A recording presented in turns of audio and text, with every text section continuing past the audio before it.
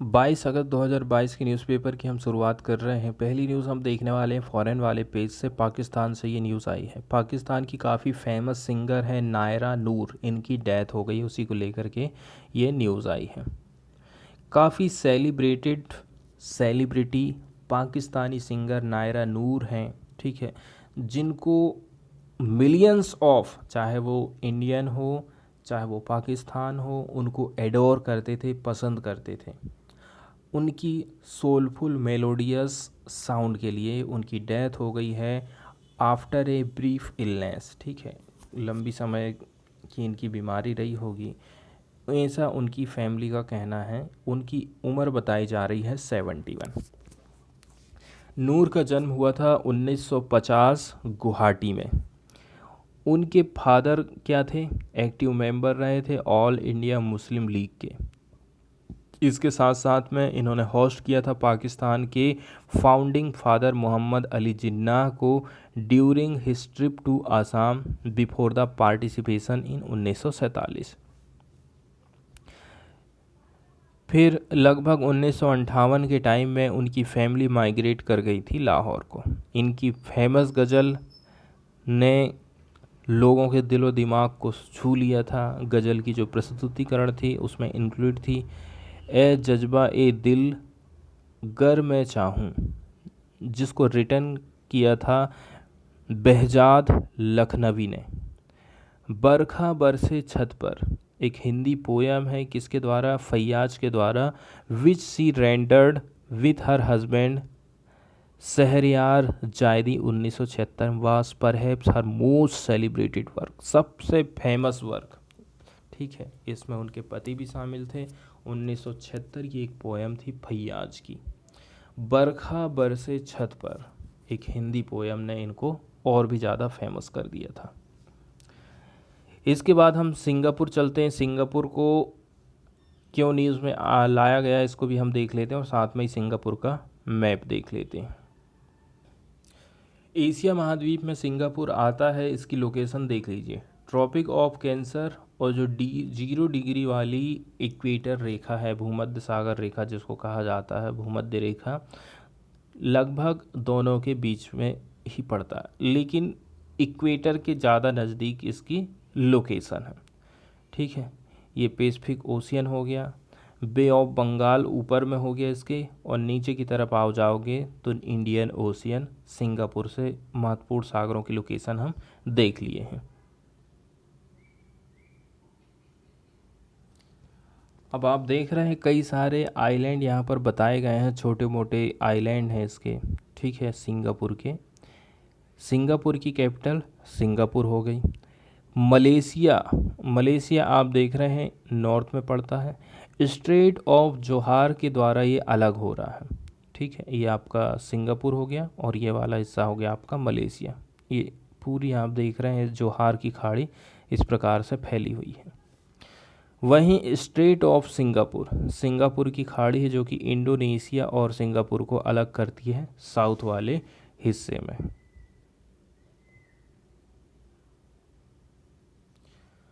Singapore की news आई है जिसमें बताया जा रहा है कि सिंगापुर रिपील कर देगा उस कानून को जो गे लोग होते हैं उनके सेक्स को अपराधीकरण करता था। अंग्रेज़ों के ज़माने का ये कानून है 377A, ठीक है, जिसमें 2 साल की सज़ा का प्रावधान अंग्रेज़ों के द्वारा किया गया था। अब यहाँ की गवर्नमेंट चाह रही है कि जो गे लोग होते हैं यदि वो सेक्स करते हैं, संबंध बनाते हैं, तो वो अपराध नहीं माना जाएगा।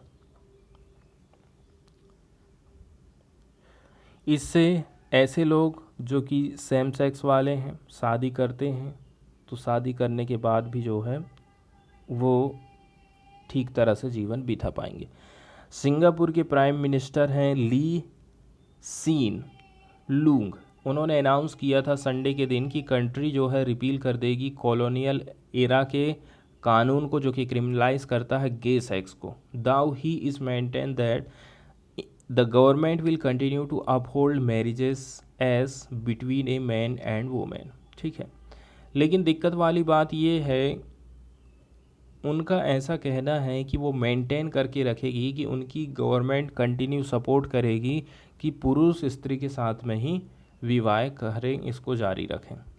ठीक है। इनको विरासत में मिला था ब्रिटिश कॉलोनियल एरा से सेक्शन 377। सिंगापुर का पीनल कोड पेनलाइज करता है sex between man with up to 2 years in jail. ठीक है, यदि मैन के साथ में संबंध बनाया जाएगा तो इसमें 2 साल की सज़ा हो सकती है। तो गे राइट्स कैंपेनर जो लोग थे, जो इसके लिए लड़ाई लड़ रहे थे, काफ़ी लंबे समय से लड़ रहे थे। The law ran afoul of the affluent city state increasingly modern and vibrant culture. आज के टाइम में देखोगे तो सिंगापुर मॉडर्न और वाइब्रेंट कल्चर के रूप में कितना आगे बढ़ रहा है। And had mounted 2 unsuccessful legal challenges.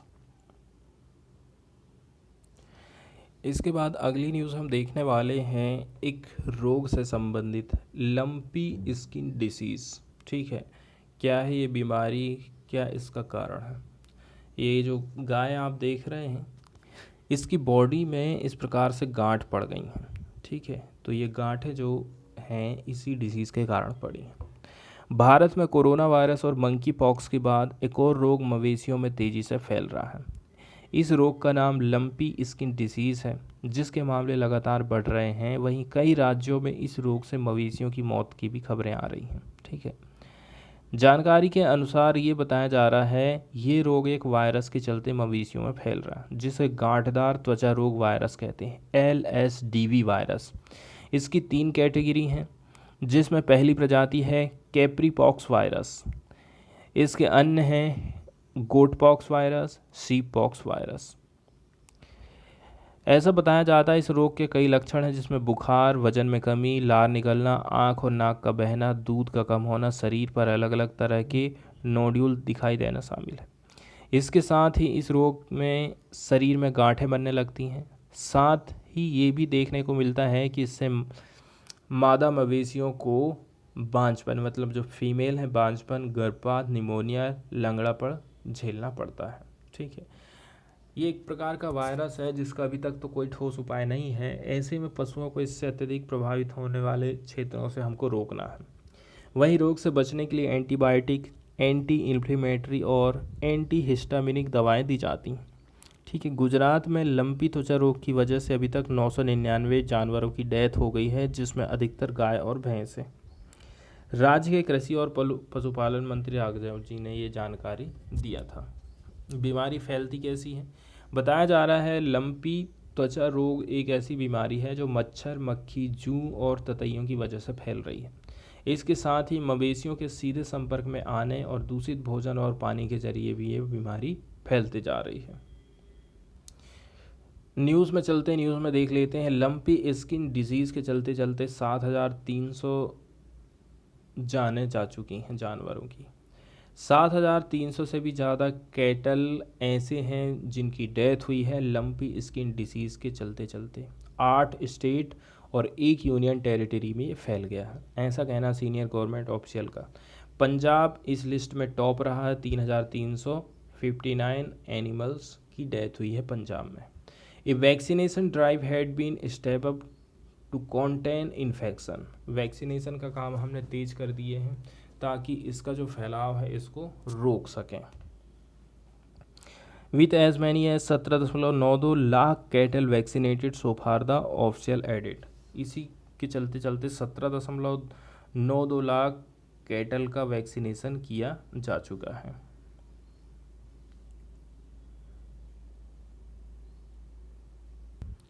Explainer वाले पेज पे हमें बताया गया है फेशियल रिकॉग्निशन टेक्नोलॉजी से संबंधित जानकारी प्रोवाइड करी गई है। दिल्ली की तरफ से जो यूज़ किया गया था facial recognition technology, when was FRT first introduce in Delhi. Delhi में पहली बार कब यूज़ किया गया। What are the concern with using the technology on mass scale. यदि आप ज़्यादा बड़े पैमाने पर इस टेक्नोलॉजी का उपयोग कर रहे हो तो इससे आखिर नुकसान क्या होने वाला है, ये सारी चीज़ें हम देखने वाले हैं।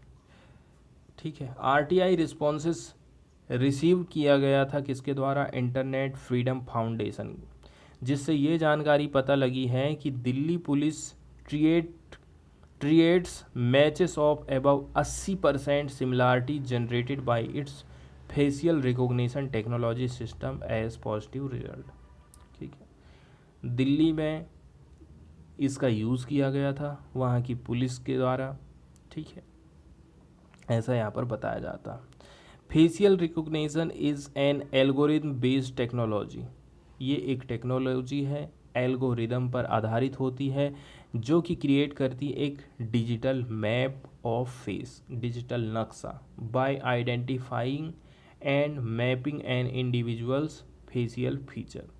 किसी भी व्यक्ति का फेशियल फीचर कैसा है उसको आइडेंटिफाई करना, which it then matches against the database to which it has access. इसके बाद फिर इसके डाटाबेस के साथ में इसको मैच किया जाता है। दिल्ली पुलिस ने पहली बार ऑब्टेन किया था FRT for the purpose of tracing and identifying missing children. ठीक है, जो मिसिंग वाले बच्चे हैं उनका पता लगा जा सके, ऐसा कहना है। ऐसा इसमें दिशा निर्देश किसका था? दिल्ली हाई कोर्ट का। इन साधन Haldar versus NCT of Delhi का एक सुनवाई चल रही थी उसमें। अब फिर एफआरटी पर एक्सटेंसिव रिसर्च की गई, उसे ये पता चला है कि इसकी जो एक्यूरेसी का रेट है fall starkly based on race and gender. Race और जेंडर के हिसाब से इसका रिजल्ट सामने आया है। This can result in a false positive where a person is misidentified as someone else, or false negative where a person is not verified as themselves. Delhi police ने आखिर इस टेक्नोलॉजी का इस्तेमाल क्यों किया? इस टेक्नोलॉजी का इस्तेमाल करके जो बच्चे लापता हुए हैं उनकी वो पहचान कर रही थी। ठीक है, और ये अधिकार उनको दिया था दिल्ली हाई कोर्ट में। हाई कोर्ट में एक केस की सुनवाई चल रही थी, उस टाइम में हाई कोर्ट की तरफ से ऐसा दिल्ली गवर्नमेंट को, दिल्ली की पुलिस को ऑर्डर दिया गया था। लेकिन बताया जा रहा है 2018 में जब इसका यूज़ किया गया था तो उस टाइम में इसकी जो सटीकता थी, जो एक्यूरेसी थी, वो मात्र 2% थी, और कुल मिलाकर के आप इसको अच्छा नहीं कह सकते। अब फिर इसके बाद कई सारी रिपोर्ट हमारे सामने आई। दिल्ली पुलिस यूज़ कर रही है एफआरटी को ताकि वो सर्वाइव कर सके एंटी सीएए प्रोटेस्ट को 2019 में। मतलब कि जो प्रोटेस्टर होते हैं उनका पता लगाने के लिए कि कौन एंटी सीएए है। फिर 2020 में दिल्ली पुलिस ने ये कहा कि एक आरटीआई रिस्पॉन्स में दाउ दे ऑब्टेन एफआरटी, हालांकि ये ऑब्टेन कर रहे हैं एफआरटी को एज पर द साधन Haldar direction which related specifically to finding missing children. They were using FRT for police investigation. इसलिए वो क्या है, पुलिस इन्वेस्टिगेशन में भी इस टेक्नोलॉजी का यूज़ कर रहे हैं। यदि आप विस्तृत पैमाने पर देखोगे इसके यूज़ को लेकर के, क्लियरली ये बात पता चलती है, instance of function creep wherein a technology or system gradually widen its scope from its original purpose to encompasses and fulfill wider function। जिस काम के लिए हम इसको लाए थे उससे कहीं अधिक इसका इस्तेमाल होने लगा है, और इंसानों की जो कैपेसिटी है वो धीरे धीरे कम होते जा रही है और सिस्टम आगे बढ़ते जा रहा है। हमारे पास अभी तक जो जानकारी है उस हिसाब से दिल्ली पुलिस कॉन्स्टेंटली यूज़ कर रही है एफआरटी टेक्नोलॉजी को ताकि वो इन्वेस्टिगेट कर सके। इसके साथ साथ में specifically during 2020 north east Delhi के दंगों में, साथ साथ में 2021 रेड फोर्ट का वायलेंस में, और 2022 में जहांगीरपुरी में जो रियोट्स हुए थे वहाँ पर। फेशियल रिकॉग्निशन आखिर होता क्या है?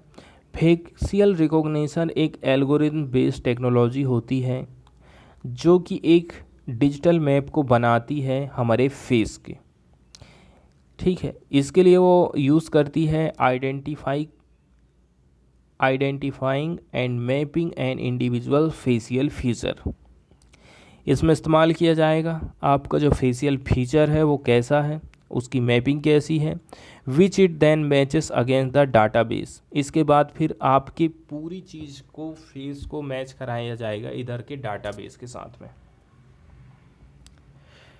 ठीक है, इसका यूज़ हम दो पर्पज़ से कर सकते हैं। पहला number, verification of identity where in the facial map is obtained for purpose of matching it against person's photograph on a database to authenticate their identity. किसी भी व्यक्ति की पहचान करने के लिए कि फ़ोटो है हमारे पास, फ़ोटो के साथ इस आदमी को थोड़ा मैच करा के देखते हैं।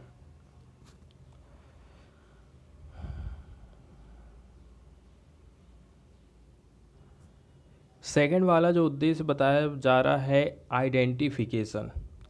एफआरटी जनरेट करती है एक प्रोबेबिलिटी को, हम प्रोबेबिलिटी बोल लीजिए, संभावना बोल दीजिए, या फिर आप मैच का स्कोर बोल दीजिए, between the suspect who is to be identified. ठीक है, एक अपराधी है जिसको हमें आइडेंटिफाई करना है, इसके साथ अवेलेबल हमारे पास जो भी डाटा बेस है ऑफ आइडेंटिफाइड क्रिमिनल्स। अब बताया जा रहा है एक लिस्ट तैयार करी जाती इस एफआरटी टेक्नोलॉजी के द्वारा। List of possible matches are generated. इस पर on the basis of their likelihood to be correct match with corresponding matches score. ठीक है, इतनी संभावना है कि ये आदमी हो सकता है, ये आदमी हो सकता है, ये आदमी हो सकता है, ये हमने तैयार कर लिया उनकी लिस्ट को। फिर ultimately it is human analyst, लेकिन अल्टीमेटली क्या बात आ जाती है कि आदमी ही, अंत में आदमी ही एनालाइज करेगा, वही सिलेक्ट करेगा फाइनल प्रोबेबल मैच को उस लिस्ट में से जो कि जनरेट की गई थी एफआरटी के द्वारा। इंटरनेट फ्रीडम फाउंडेशन की प्रोजेक्ट पैनोप्टिक क्या कहती है? वो कहती है, वो ट्रैक करती है spread of FRT in India, कि भारत में कितना इसका विस्तार है। There are at least 124 government authorised FRT project in the country. 124 government द्वारा ऑथोराइज किए गए एफआरटी प्रोजेक्ट हमारे देश में चल रहे हैं। अच्छा, ये हार्मफुल कैसे है? India has seen a rapid deployment of FRT in recent years, both चाहे वो यूनियन हो चाहे वो स्टेट गवर्नमेंट हो, without putting in place any law to regulate their use. और सरकार ने इसको रेगुलेट करने के लिए किसी प्रकार का नियम कानून लेकर के नहीं आई है। The use of FRT presents two issue. इसके यूज़ करने को लेकर के दो इशू हो सकते हैं। पहली बात यह है misidentification due to inaccuracy. ठीक, हो सकता है इसमें एक्यूरेसी उतनी अच्छी नहीं है, इसलिए आप गलत व्यक्ति को अपराधी सिद्ध कर दो, अपराधी मान लो। एक इशू है रिलेटेड टू मास सर्विलांस। इसमें आप बहुत बड़ी संख्या में सर्विलांस का काम करते हो due to misuse of technology. इसके साथ साथ वह बताया जा रहा है इसकी जो एक्यूरेसी होती है उसमें काफ़ी गिरावट आई है रेस और जेंडर के हिसाब से। यदि आप देखोगे तो this can result in a false positive where a person is misidentified as someone else or as a false negative where a person is not verified as themselves.